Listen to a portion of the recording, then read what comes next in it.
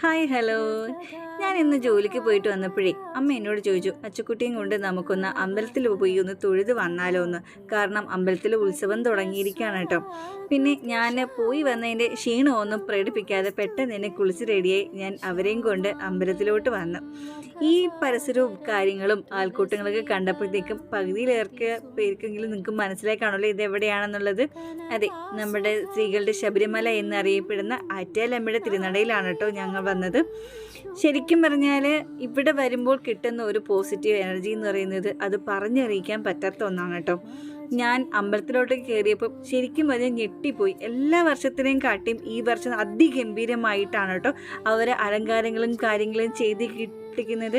എങ്ങോട്ട് തിരിയണം, എവിടെ നോക്കണം എന്നുള്ള ഒരു വല്ലാത്തൊരു കൺഫ്യൂഷൻ ആയിപ്പോയിട്ടോ എനിക്ക്. അത്രയും മനോഹരമാണ് കേട്ടോ അവിടെ കാണാനായിട്ട്.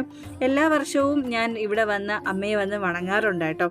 അമ്മയെ വന്ന് വണങ്ങിയിട്ട് പോകുമ്പോൾ കിട്ടുന്നൊരു സന്തോഷം, സമാധാനം അതൊന്നും പറഞ്ഞറിയിക്കാൻ പറ്റാത്ത ഒന്ന് തന്നെയാണ്.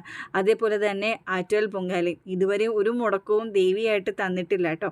പിന്നെ ഞങ്ങൾ പെട്ടെന്ന് തന്നെ പോയി ചെന്ന് തൊഴുത് നമ്മൾ ഇറങ്ങി. എല്ലാ വർഷവും നല്ല ക്യൂ ഉണ്ടായിരിക്കും, പക്ഷേ ഈ വർഷം അധികം ക്യൂ ഒന്നും നിൽക്കേണ്ടി വന്നില്ല കേട്ടോ. അതെല്ലാം കഴിഞ്ഞ് വന്നപ്പോൾ ഇതാ നല്ലൊരു വിളക്കായിട്ട് വന്നിട്ട് കളിക്കുന്ന കേട്ടോ. പിന്നെ അത് കണ്ട് ആസ്വദിച്ചതിന് ശേഷം നമ്മുടെ ഇന്ത്യൻ കോഫി ഹൗസിൽ പോയി നല്ലൊരു മസാല ദോശ അകത്താക്കി കേട്ടോ.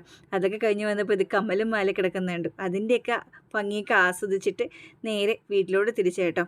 കമ്മലുമാലയൊന്നും മേടിച്ചില്ല, കരിച്ച മീശോ മാമൻ നമുക്കുണ്ടല്ലോ, അതുകൊണ്ടൊന്നും മേടിച്ചില്ല. അങ്ങനെ നേരെ വീട്ടിലോട്ട് വന്നു. ഇത്രയൊക്കെ ഉള്ളൂ കേട്ടോ. ബായ്.